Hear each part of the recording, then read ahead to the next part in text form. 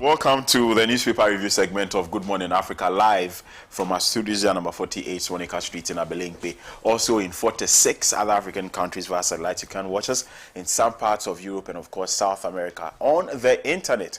Make sure you connect with us at facebook.com/Pan-African Television, also youtube.com/Pan-African Television. My guests have already been seated. Three fine, young, energetic, voracious gentlemen. I'm excited for this panel, and I'm very excited for the discussions that are to come here on the show. Let me run you through the topics that we have tabled for this morning's discourse. Nigeria marks 64 years of independence. This story is in page 5 of the Daily Graphic, a story which is also the banner headline of today's edition of the Daily Guide. NDC abandons forensic audit calls. And finally, free the citizens' protest. Ghanaians rise against today against Galamsey and government repression. These are the topics on the front page, or that particular topic is on the front page of the Inside newspaper. I'll crave your indulgence. Let me know what your thoughts are. Be a part of the conversation. The WhatsApp line has been displayed on your screen, 055-9919-802, 055-9919-802. That is the number to send your text messages, your opinions, your WhatsApp text to. I'll be more than glad to read them in the course of the show. I've been joined by Yeremambo Moses Ambeng of the Conventions People's Party. Yeremambo. That's right, my brother. Good morning. Good morning, I hope you're fine. I'm doing well. Great. I'm doing well. Great. Elvis, it's been a while. You address me properly. Hey. Address me, Dr. Elvis. You are now addressing Dr. Elvis Manuel Muleng Bota. Good morning, If sir. the butter doesn't come, it's not me. That is it. Are you getting it? And if the first one doesn't also come, And if the title doesn't come, I take some fine. So you like this after this 200. In this economy, you must find every means to make money. I'm telling you. My brother, how are you? I'm fine, thank you. Right, Oh, nice. Mr. Suhini, Yes, sir. I trust you're fine. We survived. You're surviving. It's a survival Right. of the fittest. Right. Table of mischief. It is not. It is not an easy I've been thing. excited for this panel. Seriously, I've been looking forward to it. And so yesterday, when I was Yes. able to get all three of you. I'm like, wow, today's show is going to be nice. And Oh, I'm sure nice. our cherished viewers are also looking forward to what's to come. But let's start our first topic for conversation. 2 days ago, Nigeria marked their 64th Independence Day celebration. But I wouldn't say it was smart, but some people also decided that it was the right time to protest against the harsh economic situation in Nigeria. So whilst the independence was ongoing, people were also protesting against the government for the hardship that it had inflicted on them. The issues in Nigeria are so many. Despite being so oil rich, we understand, or we do know for a fact that there are lots of issues in terms of the economy, issues in terms of security. These two particularly have been, cause for worry for the Nigerian people. But we've always said that, or we've always known that Ghana and Nigeria, we enjoy very deep bilateral ties. If a Ghanaian would want to or would wish to go to any other African country other than Ghana, then it would probably be Nigeria, and vice versa. We share some bond together as a people, despite our jollof wars and how each one thinks that they are superior to the other when it comes to football and then music and then all of that. But this is a country that whatever happens there, primarily concerns us. Let me take your thoughts on the Independence Day celebration of Nigeria, and as to whether they've been able to, aspire, or as to whether they've been able to achieve all that has been expected of them. Good morning to you and of course my colleague panelists and our cherished viewers out there. You see, bless, the reality is that when it comes to Independence Day celebrations, not just in Nigeria but in Africa, I have always maintained that it is a needless exercise, especially when at the end of the celebrations, you go into the accounts of various governments in terms of their expenditure related with such celebrations. Because you ask yourself, after almost 6-7 decades of independence all over Africa, what meaningful achievements have we made? Most of the major investment institutions that we can boast of, be it in Nigeria or Ghana, were engineered either by the colonial regimes or to some extent outstanding leaders that we had right after independence. A classical example in the case of Ghana is Dr. Kwame Nkrumah. You cast your mind back, and most of our major viable state institutions that are branded as being profitable were institutions that were instituted by Dr. Kwame Nkrumah. Since then, we've been struggling as a republic. So, for me, every Independence Day celebration, be it in Nigeria or Ghana, should actually be declared as a point of reflection for every Ghanaian, and most especially, or every African, and most especially our leaders. Because it should be a day that the leadership must open itself up for the people to ask questions, like the very question you asked about the oil-rich nature of Nigeria and the fact that today Nigeria is still struggling economically. We must institute those days as days of reflection where we can engage, our political class can engage with the citizenry and let them ask serious questions. There is absolutely nothing for Nigeria to celebrate as far as I'm concerned. Because, you see, people reduce independence struggle to simply political independence.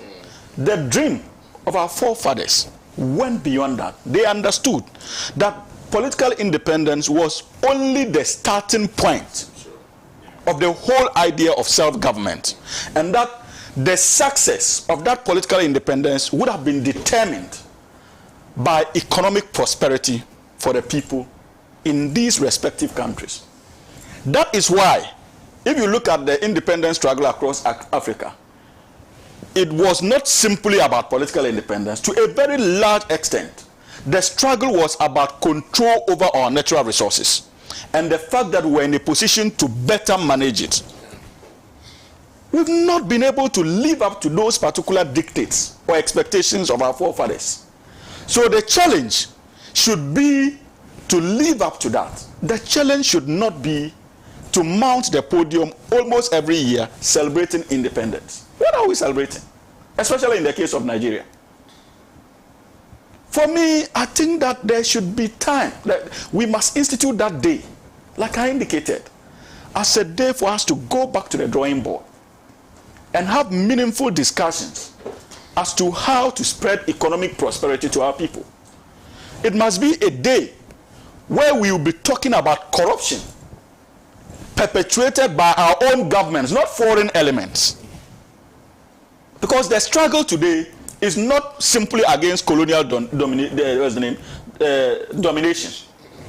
To a very large extent, it is against our own people who are greedy and selfish, whose only ambition of engaging in politics or governance is simply to enrich themselves and their families.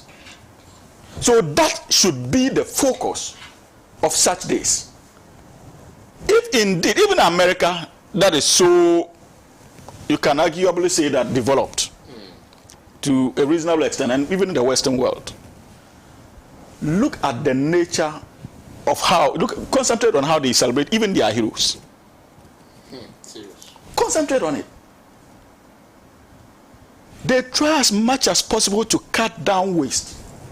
The United States of America could have simply instituted a day for Abraham Lincoln and pumped in all amounts of money, because Lincoln was one of the forefathers of the current United States of America.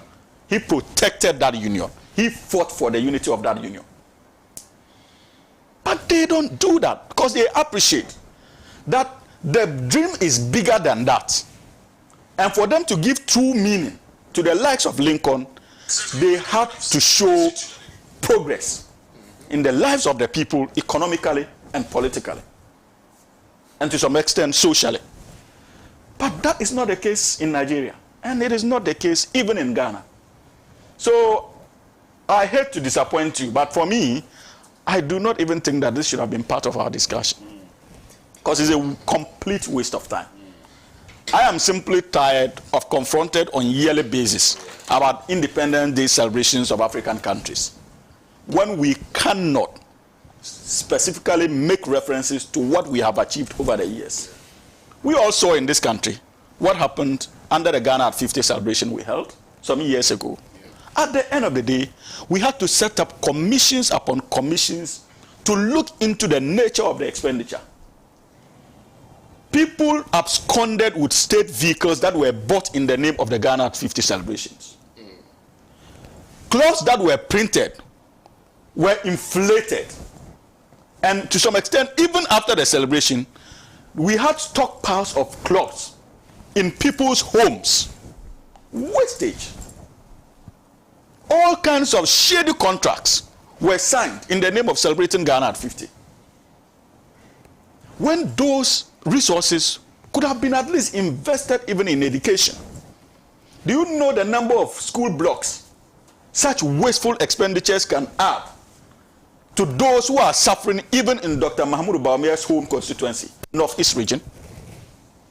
There are still people in this country who study under trees. There are still communities in this country who do not have access to potable water, including Nigeria. Our mothers still wake up in some parts of this country and have no idea the kind of trade to engage in. I thought it was a useless. It is, because it is frustrating having to go around this discussion. This is not the first time I'm having this discussion. You see, Doc? And so, for me, that should be the focus. But it is frustrating. Every now and then, you wake up on a daily basis and you hear that governments have expended this amount of money towards such needless and reckless celebrations. So, bless. I think that we must begin moving forward.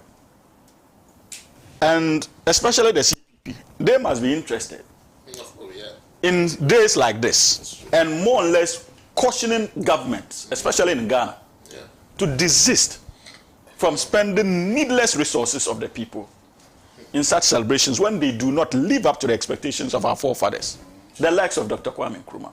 complete waste. And so I side with those who demonstrated to amplify the economic challenges of the Nigerian people rather than celebrating. They actually celebrated or marked the day the way it should be marked. And that is how it should be. Thank you. Right. I mean, some other people would argue that Independence Day celebrations honors, a country's history and also promotes patriotism and all of that. But I understand what you are saying, and I thoroughly do agree with you. But let me come to Dr. Elvis Bota, who is a lecturer.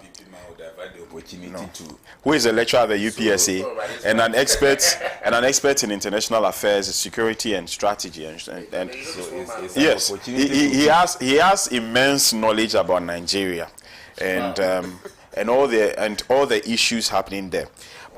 But then, before I introduced you, I said that the essence, or some of the essence of the celebration of independence is to honor a country's history and also promote patriotism. But I agree perfectly with what Hamza said. And one of the things that I know is going to be happening on 7th January 2025 is the installation of a new president at the Independence Square. Diplomats will be invited, the heads of states of other countries will be invited. We are going to spend so much resources. For me, if we are saying that currently we are in a bad place economically, the best example that any government coming up, whether it's coming from the NDC or the NPP, the best example, or the CPP or the Movement for Change or any other political party, the best example that they could set to truly show us that we are in harsh economic times and we need to save money is to shelve that ceremony. We could have it at the what do we call it? At Parliament, and I think it will be legitimate. Or Doc. Okay, so thank you very much, Blaise. I'm excited to be here this morning.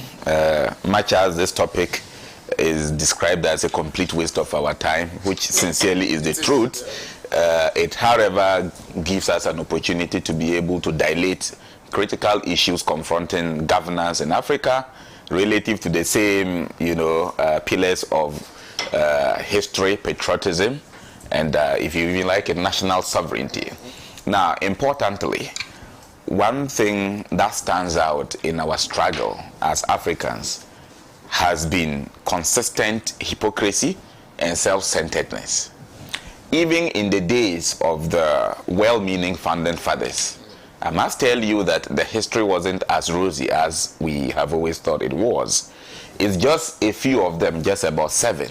Dr. Kwame Nkrumah of Ghana, Modibo Keita, Mali, Sekou Toure, Guinea, Julius Nyerere, Tanzania, Kenneth Kaunda, the man who refuses to dare and say Zambia shall be free, all right, and just very few people. Jomo Kenyatta of Kenya. These are just the men. Now, the number one reality is that Nigeria's independence cannot be treated in isolation from the many other scenarios of independence we had in Africa. Actually, the number one being that of Ghana, and which was a classical, scenario practically copied by the rest. Ghana's independence mentored the independence of most other African states. And some of the people who led the charge for independence in the leading African states, or what was described as the new African states, actually had to understudy Dr. Kwame Nkrumah at a very personal level. So if we were to be discussing about Nigeria's independence today, you cannot but actually look at the extent to which, Nnamdi Azikiwe, who the man who led that particular struggle, what he learned from Nkrumah and what he sought to institutionalize. Like my brother Hamza indicated, these were a group of people, in spite of all the struggle, all the betrayals, they looked beyond self-aggrandizement. For example, let me show you one of the hurdles that confronted these well-meaning founding fathers. You notice that African unity Africa's industry, Africa's civilization were three major things under the struggle for independence. So if you look at resource governance and industrialization, that meant a platform for economic independence, just beyond the political, independence of liberation and not being accountable to the Queen of England. So there was room for economic independence and subsequent economic integration.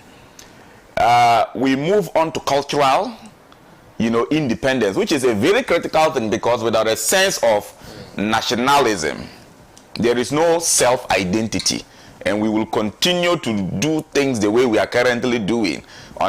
From one page we are Asians, another page we are Europeans, another page we are from wherever. We are a very confused continent when it comes to identity.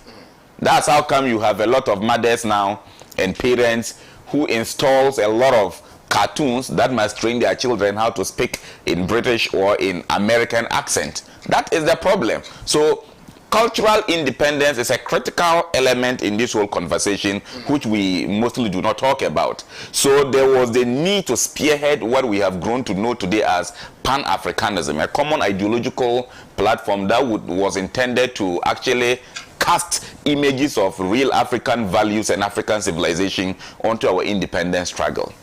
Now, this was not without challenges, because you realize that pre-independence and even in the days of independence, because of this reason, there was attempts to form the Organization of African Unity. Africa had already betrayed itself through the three subgroupings that emerged ahead of that. We had the Casablanca group, we have the Monrovia group. Are you getting it? And we had the radicals. Now, at the end of the day, these people actually never truly agreed with themselves. Struggle for power, struggle for wealth. The first conference, you realize that all the proposals Nkrumah and his allies had tabled were voted out. Are you getting it? So it tells you the genesis of the inherent wickedness on our continent, that in spite of all of these betrayals, these initial founding fathers made a case and went ahead to defend it and actually died for it. Why have successive governments not able to do that? Why have we not been able to do that? Self-seeking governance. So you realize that Nigeria piloted well. The takeoff was good. You remember when Nnamdi was president, the prime minister was another man. Tafawa Balewa. These were people who spearheaded real African diplomacy. They showcased African agency in the foreign policy of Nigeria and that of Africa generally within the international spheres. And it led Nigeria into a huge economic boom. Nigeria started well. 3 years down the line, like my brother said, the imperialists took advantage of the cheap nature of some African brothers who are quick to buy personal satisfactions with the betrayal of their country's safety and loyalty, as Nkrumah keeps it. And what did we see? We suffered secessionism in Nigeria. You remember the Biafran struggle? They actually, in the eastern part of Nigeria, the eastern region decided to actually separate as an independent state of its own. And that struggle has been the basis for the 3 years Nigerian Civil War, otherwise called the Biafran War, and has leveled the foundation and potent grounds well enough to allow for all the economic stagnations and acts of corruption we have in Nigeria today. The issue in the Delta region was one the imperialists took advantage of through the Civil War. And you notice that after Nnamdi Azikiwe and Tafawa Balewa left the scenes, other strong men like Shehu Shagari came in and continued. What did they do? They had to see to the execution and death of these people. And since then, the West have been in the habit of promoting who will pursue their interests, their vested economic interest in Africa and places like Nigeria. And that is how come we have the quality of presidents we have in Nigeria who continuously create deterioration in the fabric of a nation that was once the economic giant. Nigeria in her history have once loaned money to the British. Are you aware? I've heard. Several pounds, shillings. Nigeria have loaned. Britain had collected loans from Nigeria which they haven't paid. That tells you the level of economic buoyancy. And Nigeria was referred to as a giant of Africa. One that was on the path to regional hegemony have been reduced to what sometimes comes in the semblance of a failed state. Governance and all the pillars of democracy have fallen. Why? Because we continuously record Nigerian presidents who are smart. And smartness in the Nigerian political space is equivalent to your ability to be able to aid and abet stealing, theft, and to actually master the art of corruption for yourself and your immediate surrogates. Now, my brother, this is not different from what we saw, all right, in the interplay of governance in the independence of Congo, when Patrice Lumumba had serious frictions with what? With Joseph Kosovubu, who actually was doing the bidding of the Belgian administration. This is always the situation. Now you come to Ghana, the history is clear. And unfortunately, I am bitter to indicate that history have caught my own party in the wrong arm. You know why? Because Nkrumah, another sacrificial leader, led a strong charge, gave that kind of enabling foundation required for Ghana to indeed be the beacon of Africa. What did we see? We saw people, all right, with entrenched self-seeking political interest beyond the interest of the state, holding all manner of, allegations and sabotage against Dr. Kwame Nkrumah, as though the hatred for Dr. Kwame Nkrumah should actually reflect their tendency to undermine the entire growth of Ghana. If you go and read The Great Deception, a series of declassified documents about how the Western countries, US in particular, undermined our growth and saw to the death of Nkrumah, you will realize that the posture and attitude of Buzia and the men of the UP tradition did no good to us, and has reflected directly in the kind of things we've been witnessing in successive governments. That is the true black identity when it comes to corruption, when it comes to self-centeredness, when it comes to integrity and greed.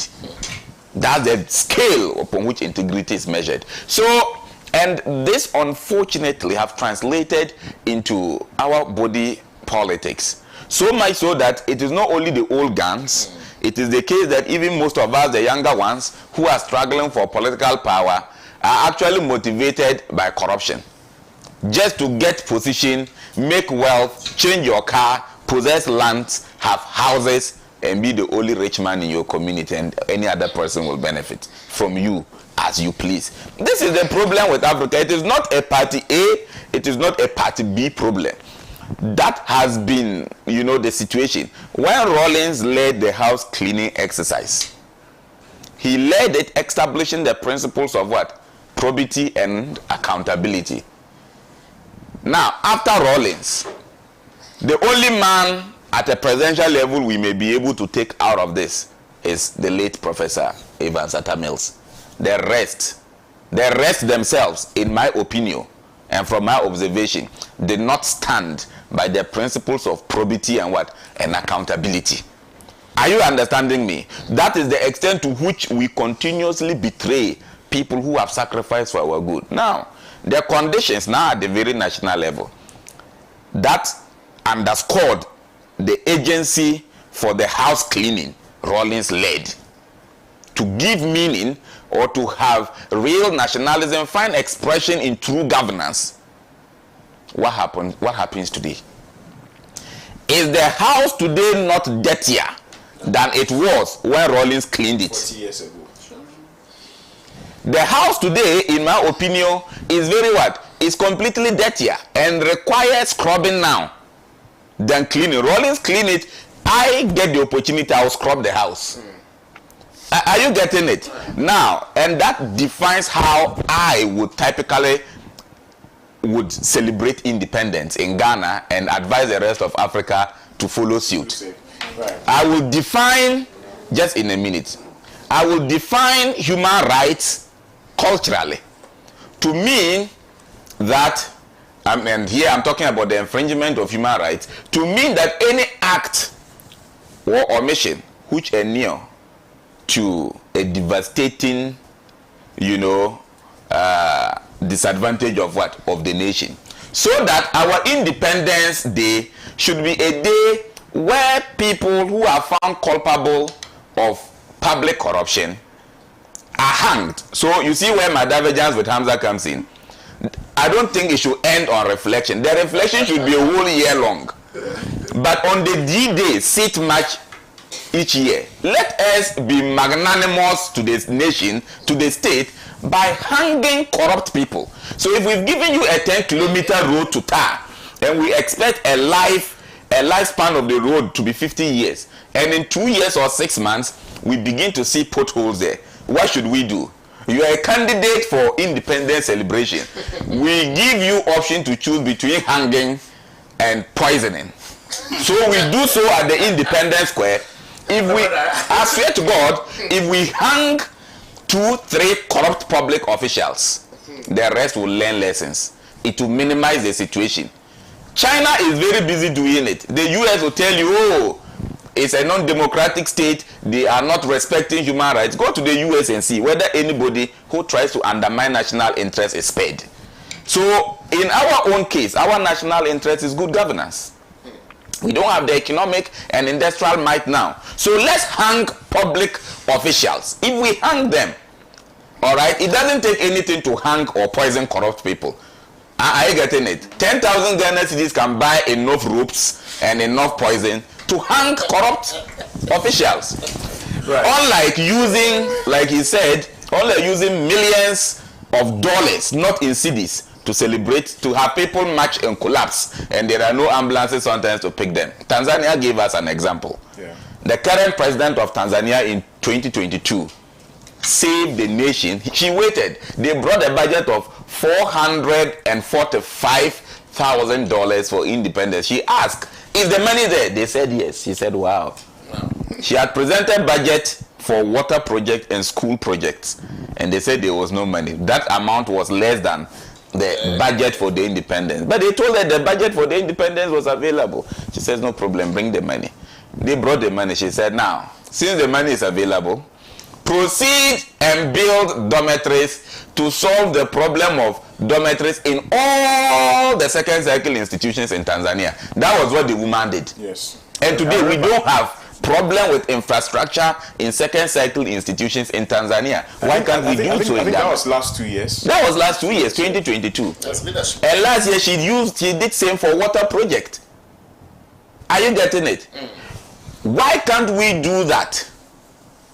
Because public officials are able to steal properly from such celebrations. 10,000 Ghana cedis. What we can do to people who are morally bankrupt is to help them reach where they can be judged. That's how magnanimous we should be. Just help transport them to God by helping them die. Period. Thank you very much. We are just a stupid continent. Right. Thank you, Elvis. You're Mambo. My brother, you're a very good body to my co-panelists. In fact, my brother has exhibited that yes, he's a real philosopher, the way he took the issues, and my brother Hamza to also take justice to the topic. Now, you know, from the onset, when African countries start gaining independence, even the sub-Saharan side, which Ghana led, Nkrumah was much concerned, as he was saying, about the African identity and personality. He was very concerned. This cultural independence he was talking about, he was really concerned about the identity and the personality of the African. Because he knew that come with me, that was going to be the bane of the problem. That the individual yourself, who are you? How do you think? Because he knew that some of them, as in their understanding of the independence they have gotten and how they intend to fight, not for only how they call it political independence, but also for economic independence and much more. He knew that some of his African brothers and sisters were not up there. So he was really particular about the African personality and identity. The introduction of Pan-Africanism, he realized that, look, for us to succeed as Africans, we need to be together. There was no way. Because Nkrumah quickly realized that, look, we individual countries, the population of Ghana then was about 5 million. that of other African countries, and he knew that our economies were so small that in the near future, the same people who were our colonial masters and claimed they've left, they will come back in a different form. So for us to get that leverage, there has to be a way for us to unite ourselves economically. As my brother said, the other African leaders did not understand Nkrumah as at that time. People were even saying that Nkrumah wanted to be the president of Africa. So he went to Ethiopia. In one of the OAU address he made, he said, look, that he, Nkrumah, was ready to serve under any African leader, and even proposed that the capital of the new union should be in the Central African Republic. But people were saying that he wanted Ghana to be the capital of the new Africa. And he said no, that he, Nkrumah, was ready to serve under any African leader, and even suggested that the Central African Republic should be the center. So you could see from the onset that the African personality identity, they really didn't understand the concept. Some of them felt that, look, this man wants to take the shine out of all of us. And that is the same thing we are experiencing now. So you realize that any strong African leader that comes up, our own, in collaboration with the West, they will eliminate you. In modern times, we can talk about old Colonel Gaddafi. He tried because he really understood what Nkrumah meant by then. So he tried very hard to try to let African leaders understand the need for us to come together economically. And he was traveling through Africa on road, by road. He came to Ghana, he went through the north, from the Sahara, came to Ghana. And at the end of the day, when he was under siege, this hurt me so much. No African leader could even rise and say that this was injustice against the people of Libya. Everybody was quiet. The whole AU was quiet. In fact, Gaddafi's death is one of our darkest days in this continent, because nobody was able to even rise against this, even as a union. And I never understood that. Now, how come such a personality who has done so much for Africa, and in fact, Gaddafi was helping so many African countries, to some of them to pay off their debts, and the guy really understood what we meant by the African personality identity. By nature, the African, we are socialists by nature. The way we are each other's keepers. That is why in those days, we go to your farm, we farm together. You also come to mine, we farm together. And that is it. And that is the real African. And Nkrumah wanted us to exhibit this kind of thoughts. But unfortunately, the people around, even Nkrumah even attested in his book that, look, even the people within the CPP, some of them did not understand the kind of ideology or system he wanted to build. So for us, yes, moving forward, Nigeria is now 64 years. Ghana is 67. You ask yourself, are there nations that we are proud of? What have we done to ourselves for the last 64 or 67 years? In 3 years, Ghana will be 70. And what Hamza is saying, if you see the budget for Ghana at 70, you will marvel. And we are hoping that our leaders will listen. Ghana will be 70 years. At 70, you are supposed to be on retirement. Whether you are even in the judiciary, I think they go up to 70. So for 70 days, you are on retirement. And that is where you do a lot of reflection on the good work that we've done. But can we say the same for a country that is 67 years now? What have we achieved? Or what do we own as a country? Nothing. Absolutely nothing. Bless, we are not even in charge of our own economy. Nkrumah told us that we Africans need to be masters of our own continent. Unfortunately, we are not. You own nothing. Whatever you have is being owned by the West. Now the Chinese have also added. So as a country, you have no control over your human resource or even your natural resource. What do you do? So you can see that, look, we are lacking behind big time. It's like starting all over again. So it has to be a fresh start. As my brother said, he will scrap. It has to be a fresh start, I'm telling you. Because when His Excellency former President Rawlings came into the system, people were hailing him Junior Jesus. They wanted some kind of salvation. And we think they thought they had that salvation. But fast forward, we've seen that it is even worse now. So in fact, we need a total fresh start. And all lies with us sitting here. We, this generation. Look, for the other generation, Akufo-Addo's generation, His Excellency, they failed us. Big time. Because these were people that enjoyed Nkrumah. These were people who even went on demonstration in Legon because they claimed Nkrumah gave them too much chicken. This generation. Now they are ministers and they are presidents. And look at how they failed us, the youth of this country. So now the onus is on us. Don't forget to add that in their days in the university, yes, apart from going to dining hall, yes, they had taps. That's right. in Lagos. Yes. That had coffee, tea, Sharp. all those assorted beverages. Yes. If you are in class and you need snack, you just need to go 10-1 Thank you. and dispense it. People That was when Nkrumah's Ghana. they are the ones in power today That is it. who thinks that nobody else should go. That was when Nkrumah's Ghana. What is Akufo-Addo's Ghana? What is it like today? Corruption. Wicked. Look, the whole system is at home. And you see, and this one, that is why we want all, youth within the country to start thinking. There should be a kind of reorientation. They should understand it is not about the umbrella, the elephant, or the red cockroach now. When we've gotten to a crucial stage, and all of us as youth to come together and say enough is enough.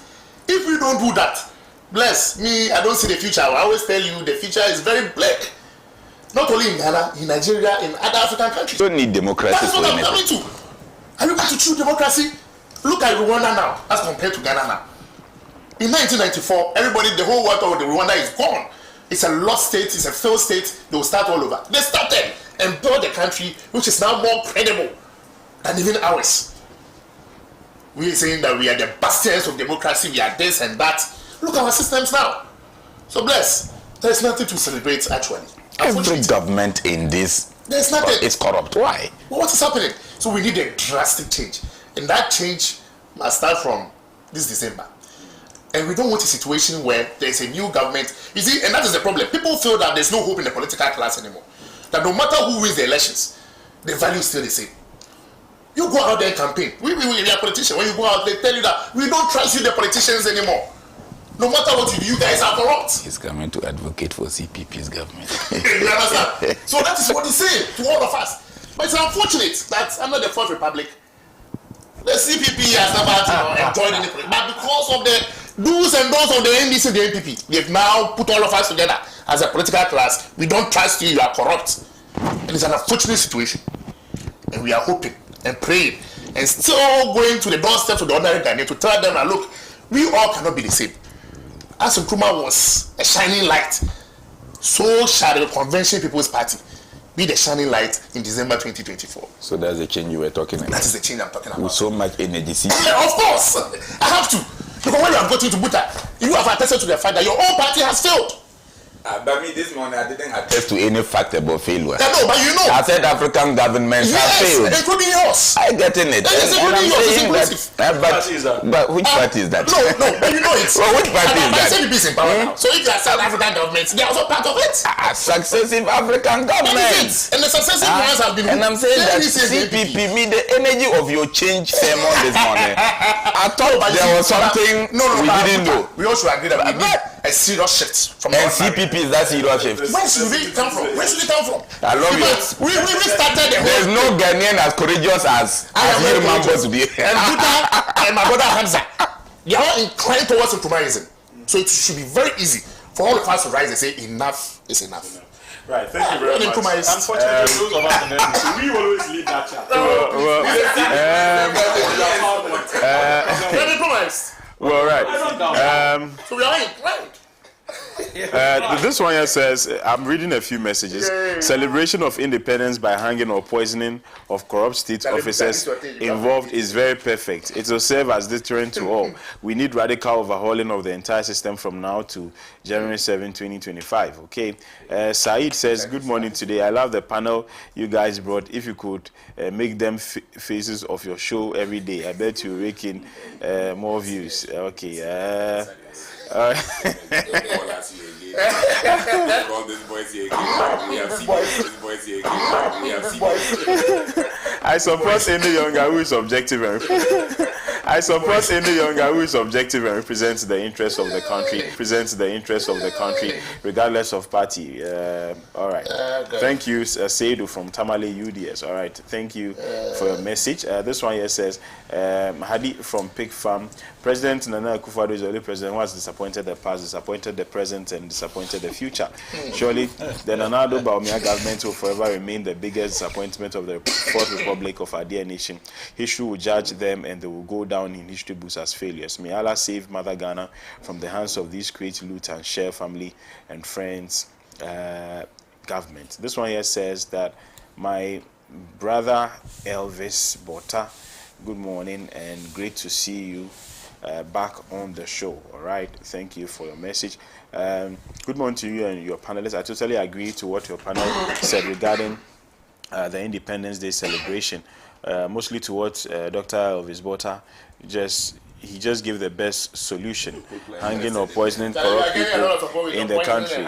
Isa Banule Ibrahim from NKD district, Upper West region. Okay, is it Piri? Is it NKD? Is it Piri? Oh, Nadoli Kaleo district.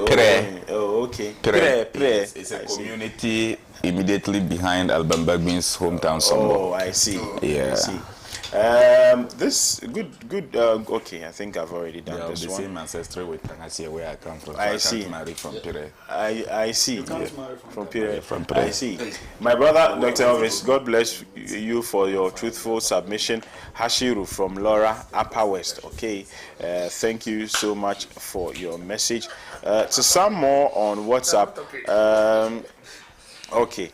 Good morning. You didn't tell me your name. Good morning to you. I trust you're fine and many thanks for doing the watching. Samit from Winneba says, good morning, bless. This is the best morning show. Greetings to your panelists. They are doing well.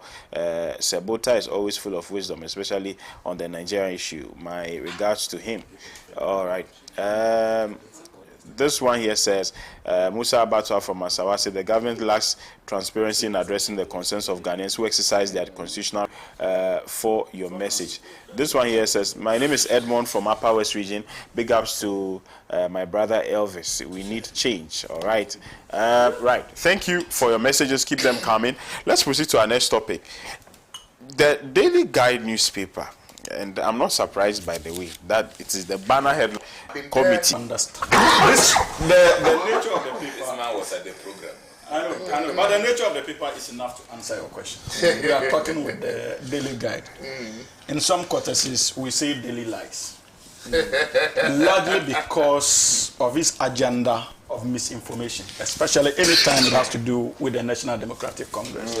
We know that this is a party funded and owned in proxy by the New Patriotic Party. So you should not expect, and that of the Daily Statesman, you should not expect anything positive or truthful emanating from those courtesies.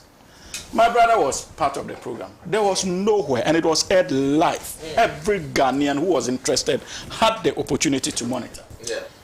And whichever way the Electoral Commission decides to write that success cannot be written without reference to the singular role of the National Democratic Congress in compelling them. Absolutely. It's not in dispute. In compelling them to have that public engagement.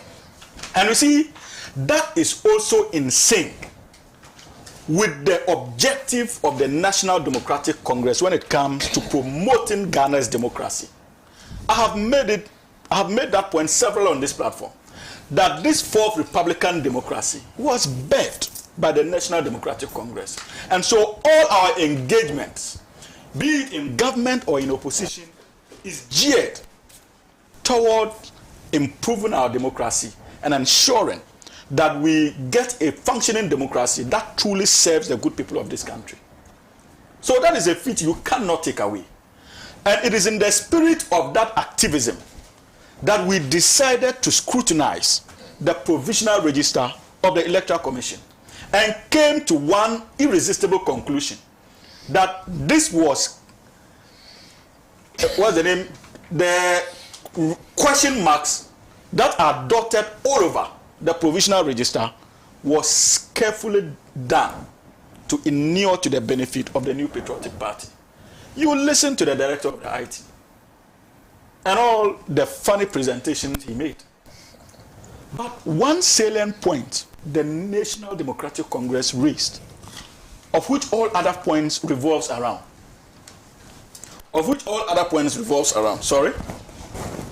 has to do with that of the, is it clear? Yes, I think it's Thank you. Has to do with that of the illegal transfers that characterize the registration period. You see, the NDC made the point that, look, there are instances where people have been illegally transferred without their consent and knowledge. And that was not disputed, even by the director of IT. We referenced the Pusika example, where over 30 Ghanaian voters were illegally transferred to other parts, in some cases not even within the Upper East region, in some cases to different regions, without their consent. And what was done was simply to have access to their voter ID cards and use that picture to effect those transfers. Now, you claim that you have gone through and you have reversed those transfers. But you are unable to tell, and the good people of this country, where it would have been impossible for someone to use another's ID card to effect transfers without the person's knowledge. So our question simply is, have you been able to investigate the other regions? And what is the outcome? Because you remember, even in the central region, a constituency chairman demonstrated how some people within his constituency were illegally transferred to other places without their consent. And so these are issues that can be found in almost every part of this country. And we know, based on the information the NDC has, that it was done deliberately. I'm sure you heard the likes of Samuel Oku when they said that this election they were going to win it based on strategy, not because of the trust the Ghanaian people have in the kind of governance they have been offering us, but on strategy. And that strategy was largely built around the illegal transfer of voters, where they had to concentrate on perceived NDC strongholds and to vote, their names would have. We saw what happened in some constitutional right and constitutional right to freedom of. The director failed to respond to them, and that is why we are saying that there is a need for us to have a forensic audit, because we believe that the Electoral Commission was simply carrying out the directives of the new patriotic party as far as this illegal transfers is concerned. And you see, my brother, rough estimates, imagine we are dealing with about 18,000 polling stations. Nationwide. No, I mean like approximation of about 18,000 polling stations that are perceived to be strongholds of the National Democratic Congress. So imagine about 15 people illegally transferred out of these polling stations. We are talking about 270,000 votes that the EC is plotting to deny the National Democratic Congress. And you can imagine the chaos that can create on election day. So the Electoral Commission has not been able to conclusively convince the National Democratic Congress that, look, there are no issues or there are no cause, there is no cause for alarm. No. What the EC director simply said at the end of the day, especially in dealing with that particular leg of our complaint, was that they are still in the process of investigating the other regions. And that when they are done and they find similar issues, those issues will be reversed. You were there before the final register is given, and that this is a provisional register. But the question we are asking is that, how do we trust you? What is the guarantee that tomorrow you will not come and tell us that we've investigated all the other regions and we didn't find such things? How do we cross-check that? That's why we are saying open up for a forensic audit. Let us have a neutral arbiter where we can all sit down, look through your IT systems, and find out those who were illegally transferred without their knowledge, using the picture on their registration method. Everyone is seated around the table. We can easily effect the reversal. And if we also find out that there's nothing like that, everybody walks away convinced that this is an electoral commission that is actually committed to free and fair elections. Until that is done, you cannot shake off the tag that you are being driven by the unwholesome interests of the new patriotic party. Secondly, when we made references to the corrupted files, we said that about 1,685 or something like that, within that range, had their files corrupted. The IT director, in his presentation, accepted. Yes, yeah. He agreed that indeed their system shows that some files were corrupted. But he was unable to confirm. Listen to this troubling presentation. He was unable to confirm whether the number was actually 1,685, like the NDC indicated or not. Funny. You own the process. You hold the data. You have access to the data. It is your data that you gave to us. And you agreed with the NDC that some files were corrupted. How many minutes, my brother, is you going to take the Electoral Commission to tabulate and give us the number of files that were corrupted, like the National Democratic? So if you are clearly, it's because you have something to hide. Because the director of RT should have been telling us that no, the NDC, you are putting up a figure of over 1,000. Based on the data, we have less than 500. Or we have 1,000, or we have 2,000. So you agree with your figure?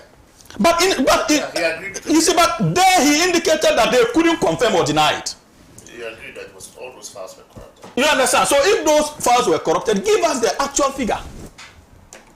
And so that should tell you the kind of dishonesty and the potential danger these Nanado appointed electoral commissioners and partisan commissioners are pushing us towards. And every well-meaning Ghanaian should be worried. And that is where my disappointment came, especially regarding my brother and friend. You see, I have always maintained, and I want to end on that note. I thought that we were all championing or on the side of change, regardless of who would benefit. At the end of the day, I think that there's that agreement that this new patriotic party, I'm coming, there's this agreement that this new patriotic party government led by Nana Addo Dankwa Akufo-Addo and Dr. Bawumia must be booted out if this country needs to move forward. We agree, be it the CPP, the PNC, or the APC. But on the said day, when I heard that my brother had been handed over the mic, I was so elated. Because knowing the kind of personality Irmambo is, That's right, and his commitment to the principles of change, that's right, and his conviction that's right, that this government led by Nana Addo Dankwa Akufo-Addo and Dr. Bawumia must be booted out of office, I was shocked to the marrow when I saw an activist Irmambo simply singing praises. Praises? Absolutely. And refusing and dodging the issues. It's good he's here. Yes, you see, and dodging the issues. Really? My goodness God, my brother, I was told he did it. No, he did it. I was like, no, this is not Irmambo. Much to bear. Bless. I know to the benefit of the Ghanaian people and to embolden our democratic success stories going forward. So I did not understand why it had to take the PPP rep to be even point out to the Electoral Commission that they should consider a forensic audit and not Irmambo. Oh, so you mean Irmambo didn't support the call to a forensic? Absolutely not. That's what he means. Irmambo no fault. And I was greatly disappointed. I'm going to exhibit to him why. Disappointed your brother. Based on law. No, but let him answer the final question. Whether Indeed, they've abandoned. They've abandoned them. I mean, all of this. We are committed. You see, the National Democratic Congress believes, and that is why I started by telling you our role as far as this for Republican Democrats is concerned. We are still committed and we still demand a forensic audit of the register. You see, in South Africa, I'm coming, in South Africa, they allowed a forensic audit of the register. In Kenya, same happened. Why is it so difficult for the Ghanaian Electoral Commission to embrace same? Okay. So Irmambo, yes, I think he is Just concerned. make your point. No, yeah, of course, he's going to make his point. Okay. But, and also, especially when before this IPAC meeting, Irmambo was here. Yes, and same position. Yes. No, I didn't. And I supported all my arguments with the CI. 91 and 1286. He says he's going to defend himself on point of law. Yes. So I mean, you told me something. You told me something outside. Which I want to hear. Don't something say outside it here. Something outside. The only thing outside is that we all agree that. So I thought when you were here, you actually supported the cause for no, I didn't. audit. If you could remember, The videos are there. We'll check the videos. And I told you that what they are saying they will fail in law because the EC is simply hiding behind. What they are saying they will fail in law because the EC is simply hiding behind the law. And what they are saying will not have any bearing because the law protects the EC. What they are saying is And what they are saying will not have any bearing because the law protects the EC. What they are saying is still there. I remember you mentioned that. So now, So you proceed. I'm learning. fundamentally, as my brother said, we all agree that the NPP has to go. The only difference we have is that he wants the NDC to come. I want the CPP to come. Yes. I don't believe in the NDC change. I want the CPP. That is why I've been telling you my strategy is very simple. It's a change. Well, it's a change and a block. Remains. No, so it's a change and a block. I am changing the NPP and I'm blocking the NDC from coming to power. So that has been the philosophy and the strategy towards the election. Now, look, IPAC. We have always been meeting at IPAC as political parties, and we tell ourselves that when there are issues, we can only trash it here, out in IPAC. And when any political party has issues with register or anything regarding the EC, the first point of call is your other stakeholders, which are the major political parties, the registered political parties. To my disappointment, when our brothers in the NDC saw these errors, and they met, I think, they met the diplomatic call, we were thinking that, we are the major stakeholders. You've not met us as political parties to discuss this. That we've seen ABS because we understand the system better than the CSOs and the diplomatic corps. We've been with you at IPAC and we know how this system works. Yes, you did a good job. You found all these loopholes. What stops you from calling we the other political party to engage us? They didn't do that. And we also go alarmed with the figures that we're bringing. So quickly, when the register was given to us, in fact, we're already late in the calendar. We're preparing to go for our Congress. Now, we're also alarmed. The first point of check was that we should ensure that all our members, especially our executives, they are in the album. We also did our checks, and some of them were missing. Surprisingly, yes, they were. Some of them were not in their polling stations. They were not.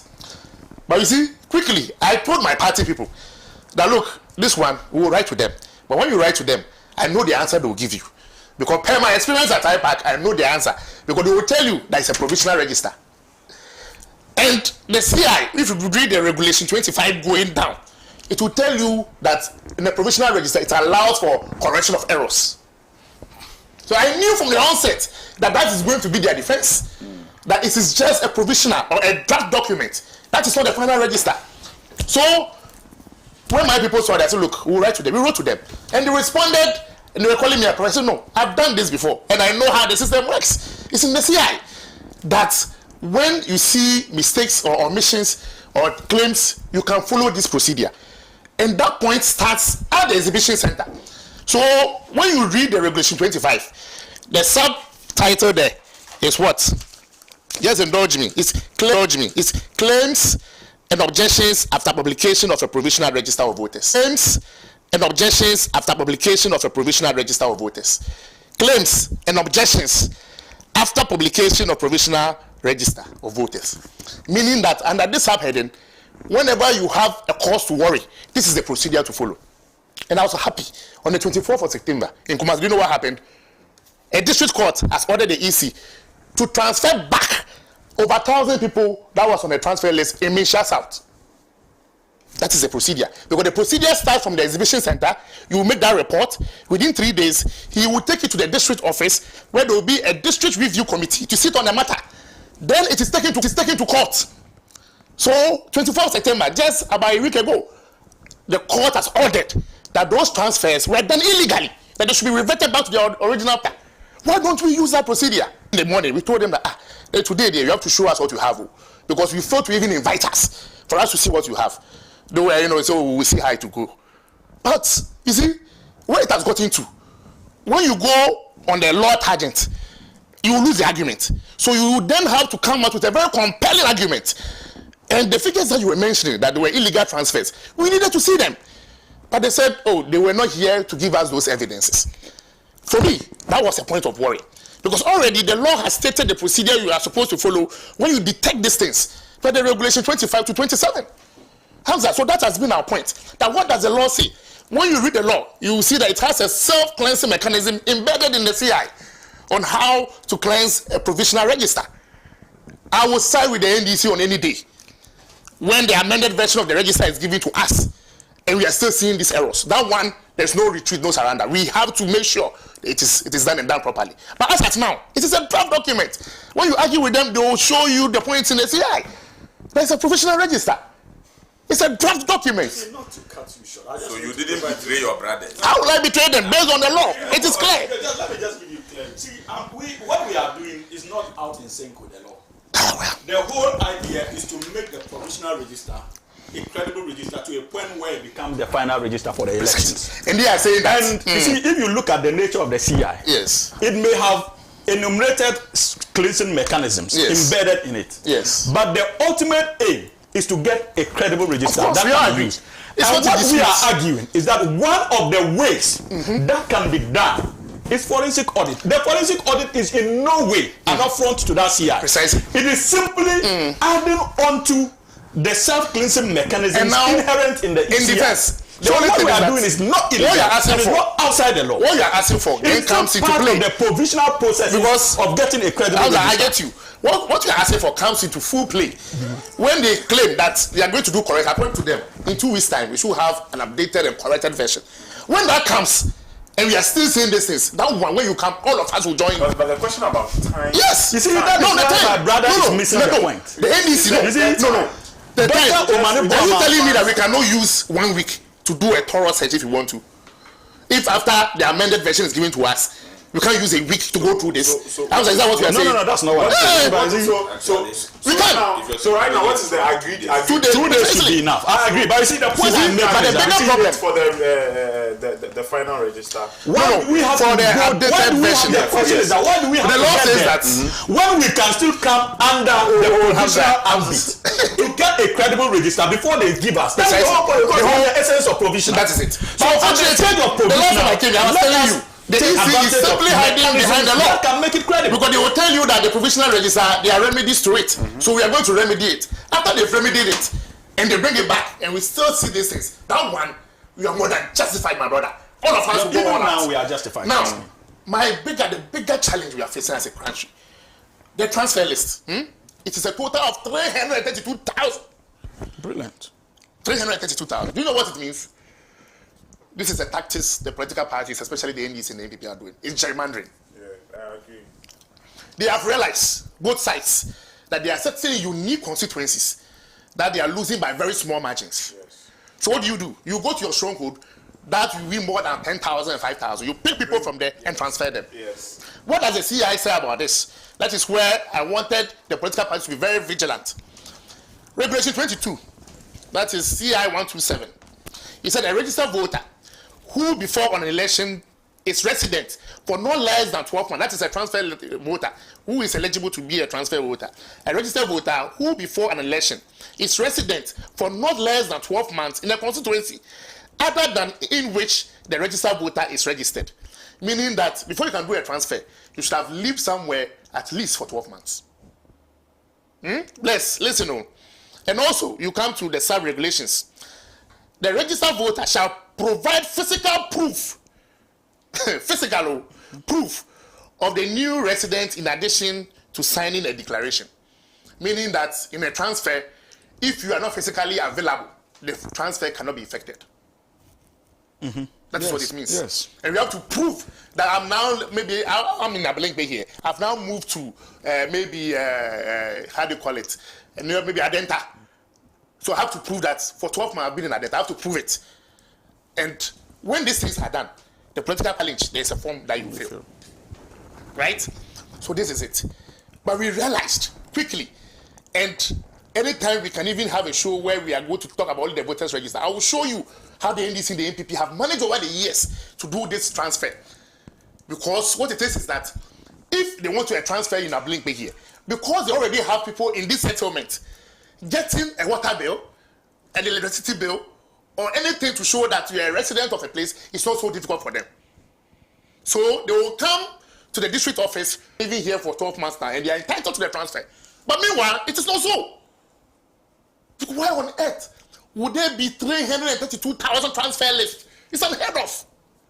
Now, the whole challenge comes down to, because we also failed as a country to implement one system, meaning that our national ID system, we failed to integrate it together. And that has been the problem.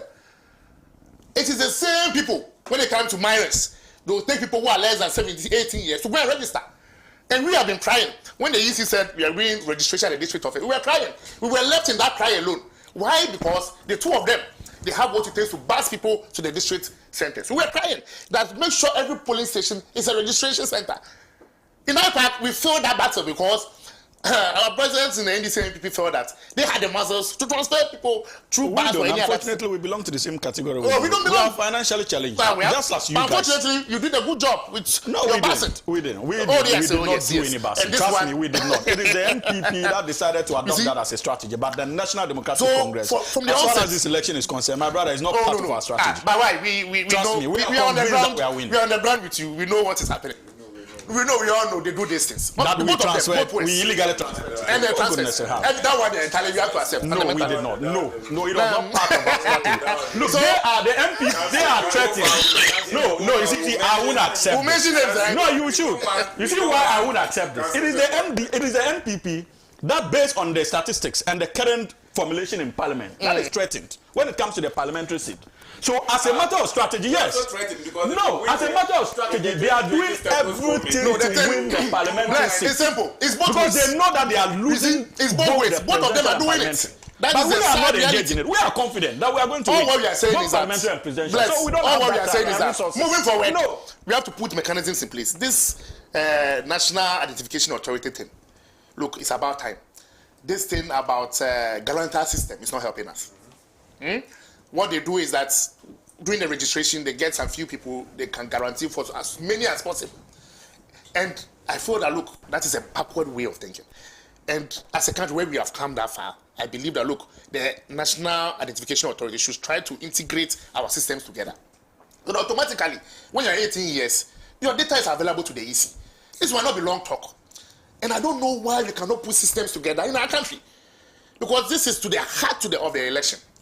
Apart from this process, we're talking about voters register, talking about that and that, the other elements of the elections, and I always tell people, it is very difficult for the election to be read if you don't have collaborators with your opponents, meaning that if the NDC or the NPP even want to effect a raid at the polling station, it means that you have compromised the agent of the other party.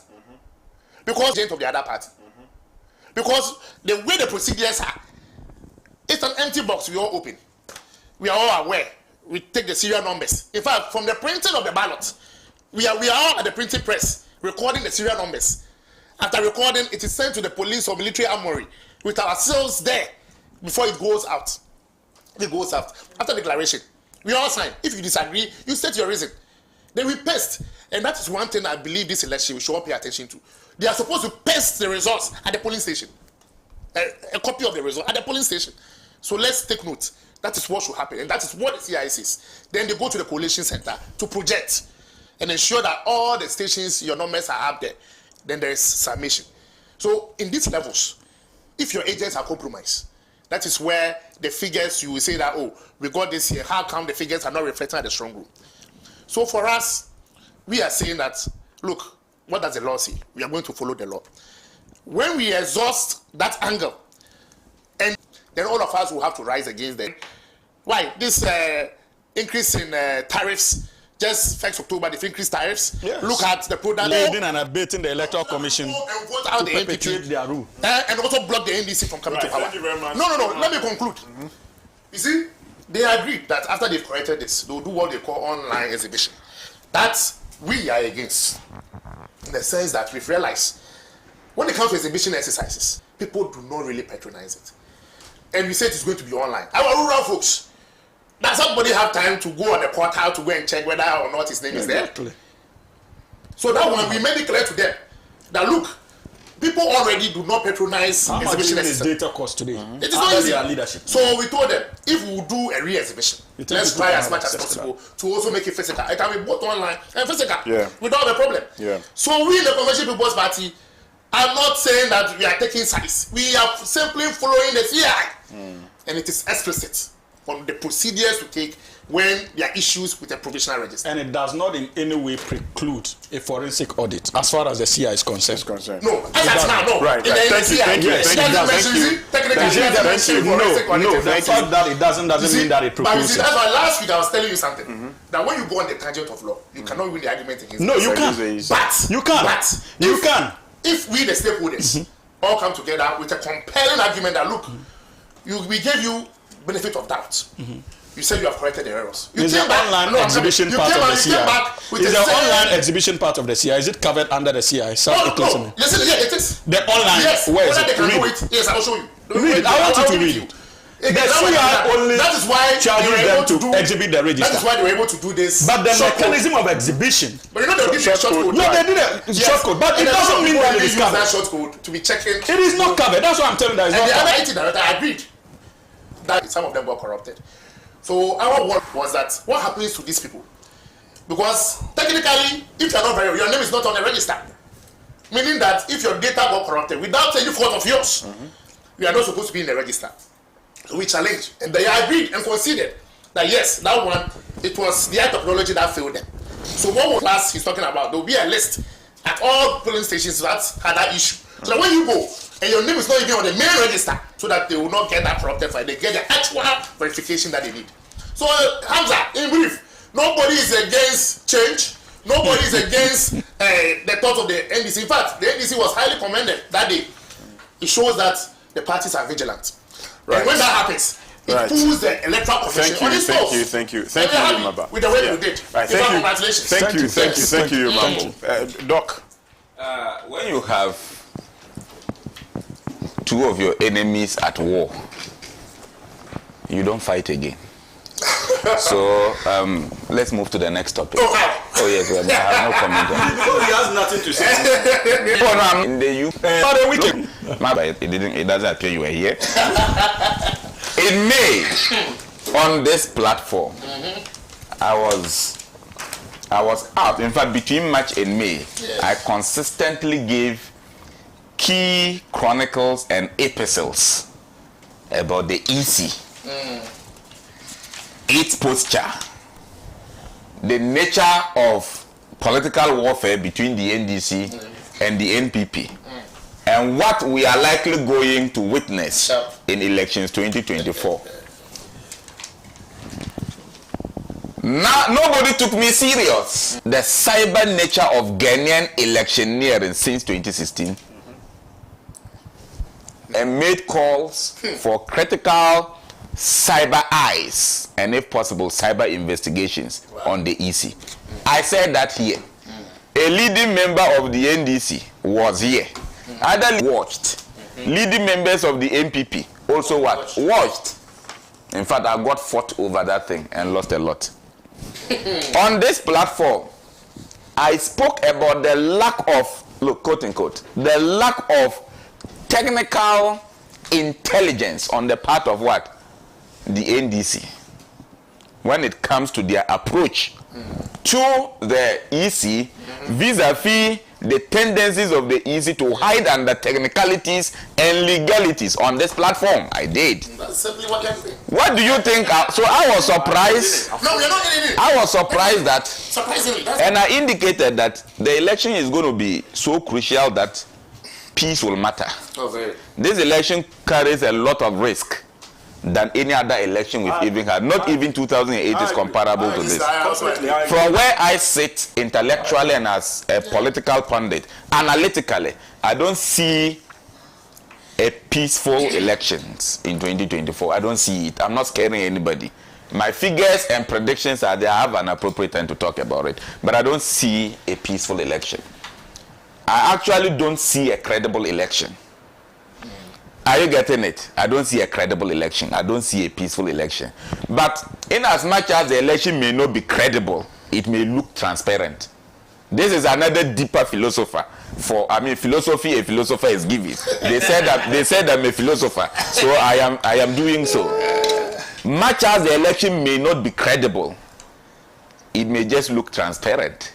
Like 2020. Now, at the end of the day, in all of these things, in all of this analysis I was doing, also as a leading member of a ruling government, I still mastered the courage to blame government's role, of course, in all of this, because the essence of governance is actually at this point to create a level playing field for every party in the elections.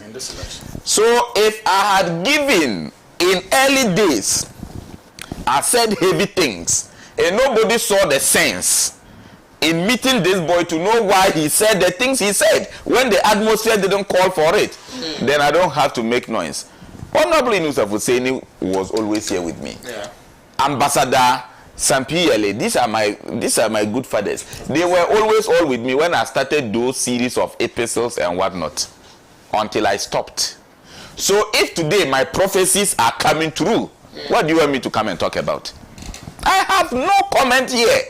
Okay? I have no comment at all. My concern is that now that the others who didn't listen to good prophecy are fighting, I just need to sit back and win the elections. It's just as simple as that. No, but bless, the whole issue is that I never understood. Because look, of the NDC. no, you spoke for 30 minutes. I thought you were as for the NDC's 30 minutes, yes. I mean, as for the NDC strategy, if we go, that's why I said because I didn't want to be dead, because at this point, if you found such issue, the major stakeholders are there. You shift and go and talk to them, CSOs who are not politicians. My brother, I'll tell you something. When I was on my way here, a very leading NDC member called me, very leading NDC member, and I told him that, Honorable, you know the reality.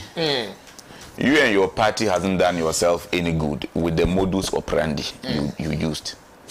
My brother was blaming the party that published this, but in reality, if you even go to Ghana Web and look at, for those who didn't watch the press conference, and you look at, you know, the report on it, you realize that the NDC suddenly was very silent on the call for forensic audit. It was. Are you getting it? Very silent. This was, I have the press release here. You see? And you see, like, you made a very important thing, which I said, that was my epistle 3, that the NDC or other minority parties talk about the tendencies to rig and to buy the elections.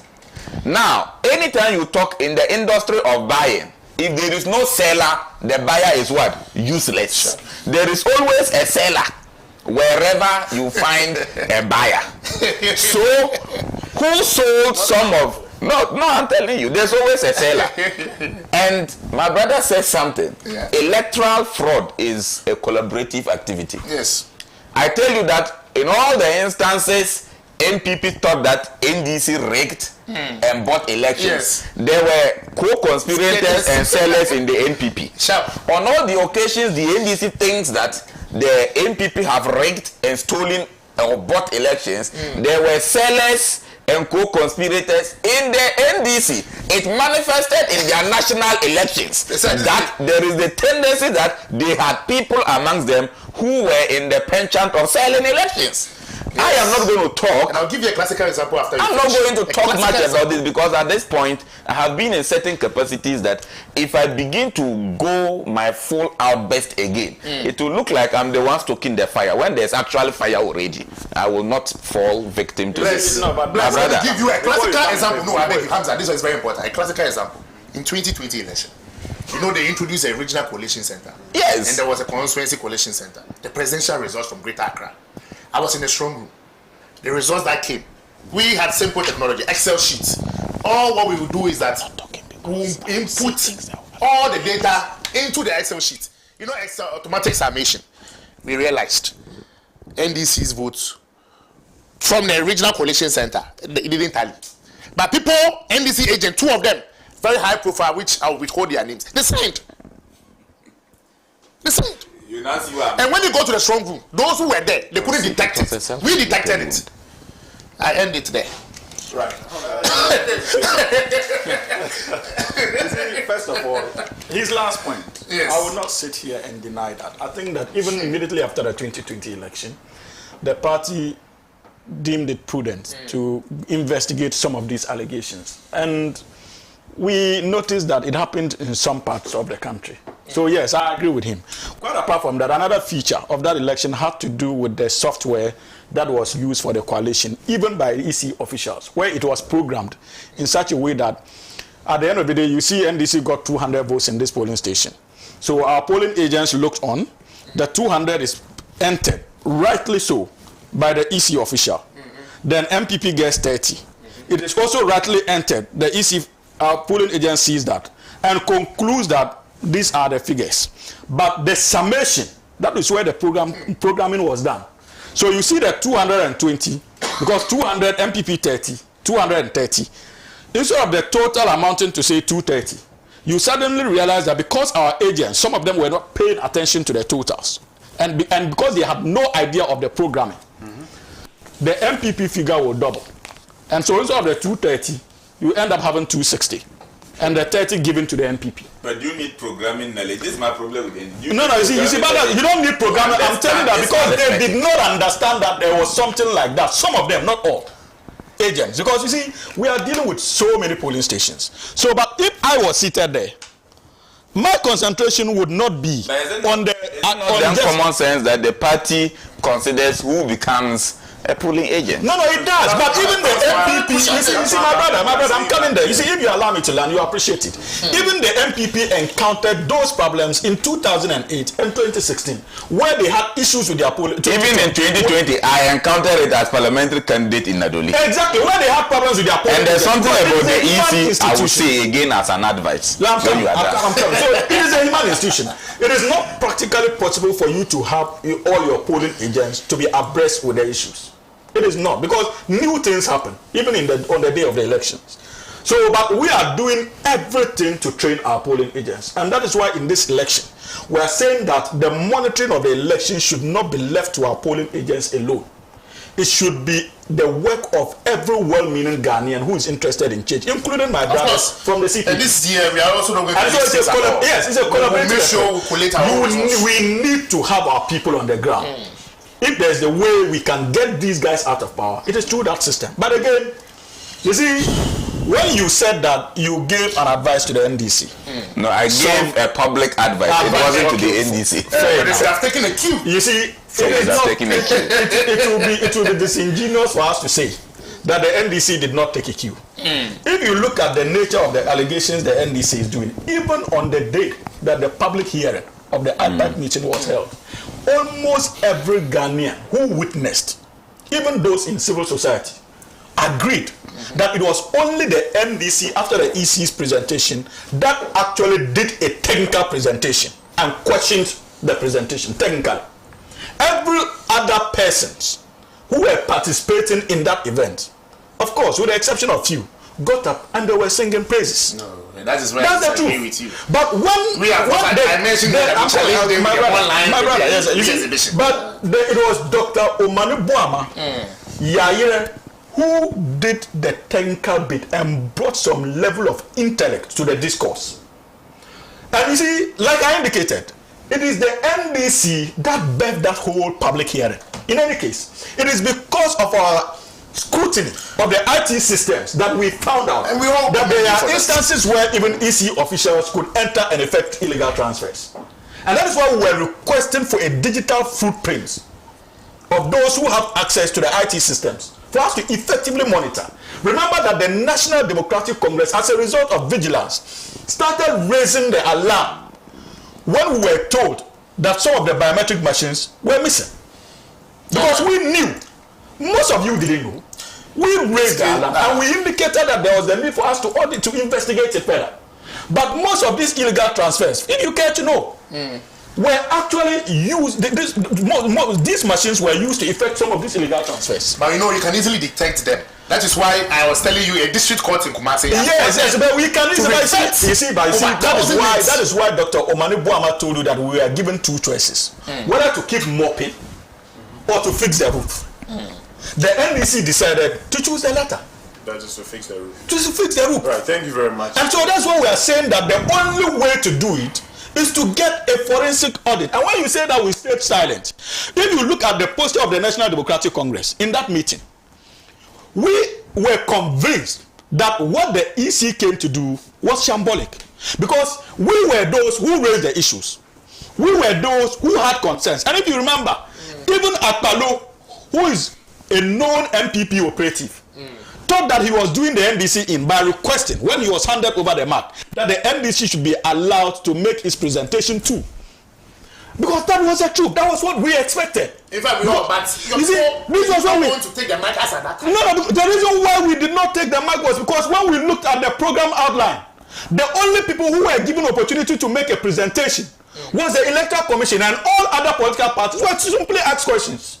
No, but when we brought the whole idea, objected to that. kind of arrangement. You never. But we participated in the meeting. No, I know. When did the EC announce? I'm coming. When did the EC? You see, I'm coming. Can I land? So that is why we took the poster we did. You know, and that is why even at the end of the day, after hearing all of you, I beg you, after hearing all of you, that is why Dr. Omane Buama took ample time to put the position of the NDC out. But as for media reportage, yes, as for media reportage, and whether we went silent or not on the distance. Look, personally, on the D-Day, I gave myself the task of scanning through the media portals. And I realized that either as a matter of strategy or deliberate planning by the NPP and the EC, the NDC side was deliberately left out. If you want to go back to the D-Day and go on even my joy in life. You were left out as in? The reportage was simply about the Electoral Commission has said this. The Electoral Commission has said this. The Electoral Commission has said this. Even the NDC's position was not reported. I cannot talk to that. You understand? So I have a legal question here to advance. The information we have is that even before the D-Day, some meetings were held. Probably my brother attended the meeting. Which ones? With some of the smaller political parties. No, there was nothing like that. And they were whipped in line. By the EC. By the NPP. I was even thinking that meeting was as to the position to adopt. Unless, of course, my brother. So you are not aware that the meeting was held. I went to Alisa. Unofficially, a meeting was held. The letter we had initially said that their corporate office. So that day, there was a second letter followed out to my general secretary. I didn't know. So I went straight to the corporate office. And they said, no, they changed the venue to Alisa. So I have to go to Alisa. Look, there's an important question. We cannot do ourselves any good without. So in all of these arguments, yes, there was admittance on even the part of the EC. Oh, yes. That some, that some transfers were done illegally. Does the same CI, in spite of the procedures we have, stop anybody from actually dealing with the officers who actually superintended over those transfers? Yes, you have to deal with it. It's a criminal matter. That has to be in court. Are you getting it? If it's in court already, that's fine. That is an aspect we are very silent about, because I also think that, look, in all honesty, in as much as we all have problems with the nature political parties are toying with the EC. Remember that when Mr. Mahama was still president, this was the same position of the position the NDC has now was the kind of attitude the NPP had. And today, so we are not doing our democracy. We are not doing ourselves any good. So what we should do is that, even all of you participate. Respectfully, sir, respectfully. What we should do is that both the NDC and the NPP and even all the other smaller political parties, so-called, must know is that. No, I said so-called. That's he was calling you smaller political parties. You didn't say anything. I get it, but you are smaller. No, the figures.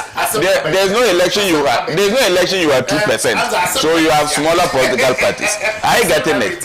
Why can't we realize that the destiny of Ghana and the well-being of the ordinary citizen lies in the conduct of the EC? Because if there is fire now because of the attitude of the EC, whether NPP wins or NDC wins, there will be no country to govern.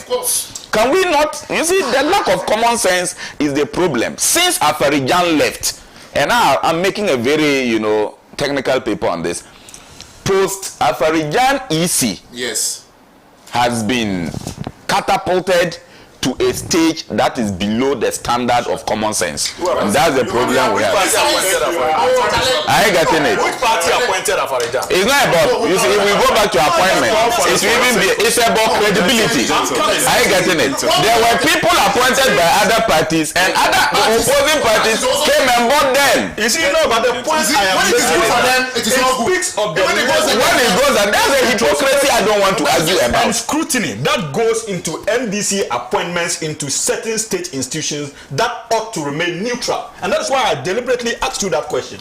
We have demonstrated at every stage of our democracy our commitment to the constitution. Charlotte Posse was doing similar things as the Mesa is doing. Don't let us go there. example. What did you do? It is not news that the EC system is What hacked. did you do? The EC system was hacked even under Charlotte Osei, and she mentioned that it was Israelites who did it. Don't let us go there. The EC We are talking about election days. Our systems are compromised. It's a national issue. I ain't getting it. I'm doing a few messages. Oh, a certain doctor said you should look at the posture of your wife's breast carefully because cancer is real now. Please, when you get to look at the posture of your wife's breast. No, you have to touch and feel and possibly kiss your wife before you to understand your wife or anybody acting in that capacity. Anna, if your friend is Anna Ichia says, I love your station. We love you too. Nazir Mohammed said, good morning, bless. This EC in collaboration with the NPPC, the Electoral Register, as the only way to win the elections because they have failed. The EC is playing for time to allow chaos during the election as part of the Samir Uku strategy. Okay, thank you. Nana Afra Entry says, good morning, bless. Please let the CPP guy know he's disappointing their followers. Maniaka says, good morning. What happens to a village champion when on the day of voting his vote has been transferred without his knowledge? The future is serious. NDC is coming back. Okay, thank you for your message. They should be incarcerated before the election. Good morning. Panel, the call for the forensic audit is not only for the interest of NDC alone, but the interest of all Ghanaian citizenry. The NPP and EC have something in common. To achieve that is why they always stood firmly together, even if things are glaringly wrong. All right, thank you so much. But if you don't call, which side does she support? Stephen Peng says. Stephen Peng says, good morning to you. My regards to Elvis Botta. Tell him I'm proud of him, okay, for his boldness and truthfulness. This is from Stephen Payne. He's in Y. Yes, in Y. Yes. You know Stephen Payne? My old man. Yes. Yeah. So let's conclude. No, we've concluded. Our time is up. It's I believe to. the time my brother is explaining. Thank you so much. We should agree. People have so much confidence in this constitutional reform thing. The president appointed officials of the EC. Let's look at it. They are not talking about it because they don't when they come. We should look at it. I don't disagree. Yes. Thank you so much. Thank you, Dr. Elvis. Thank you, Council Hamza, for your time, and to you, our cherished viewers. I'll catch you tomorrow. Do have a pleasant day. Bye-bye.